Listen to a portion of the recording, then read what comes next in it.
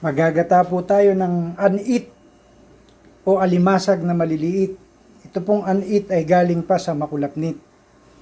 At ito po ang isasawag natin. Mayroon po tayo ritong sitaw, kalabasa, talong para pasarapin natin. Nakaready na po yan. Oh. Ito po yung gata natin. Ayan po, nilagay na natin yung gata. Kukuluin muna natin. Simple lang to, napakasimpleng. Lagyan natin ng kamatis, buyas, bawang.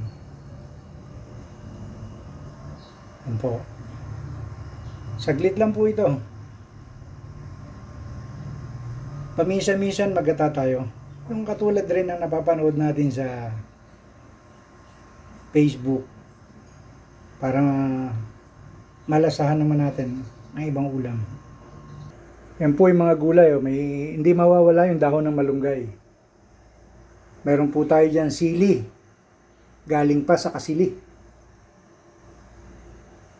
Mabisa po itong sili na ito dahil mahanghang ito. Pwede na to. O, ilalagay na natin. Oh. Yung gulay, oh, fresh na talong. Galing sa ambulong. Fresh na anit. Galing makulapnit.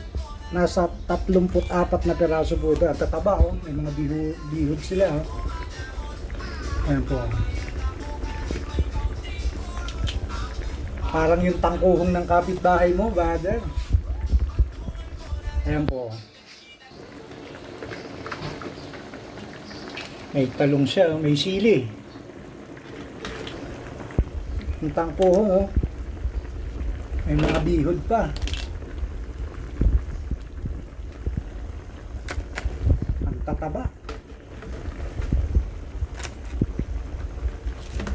Yan po. Kasing taba ng tangkuhong ng kapitbahay mo, brother.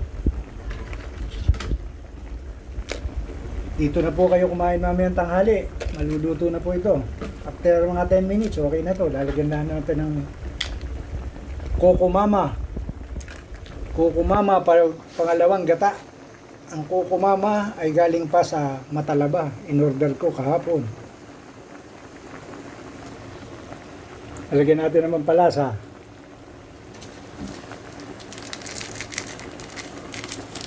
Pitsin.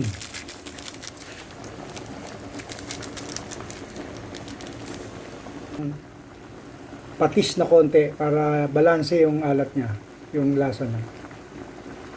Isang kutsara at kalahati lang. Okay.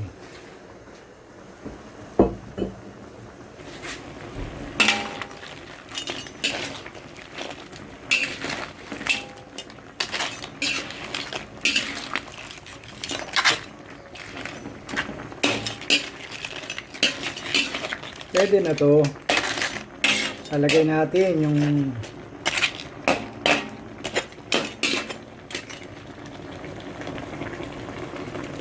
na po, Coco Mama from Matalaba.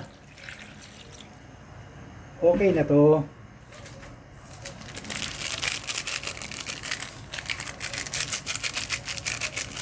Five minutes.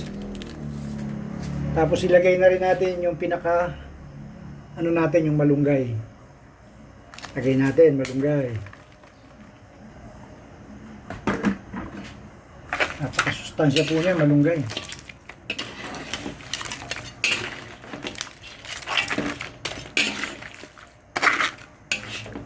Padala nyo na po yung mga lalagyan ninyo. Lalagyan natin.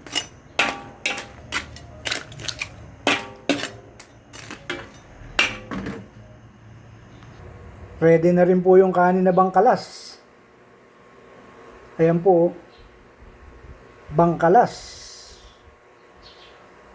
Nanggaling pa po sa sa Kapas. Bangkalas from Kapas.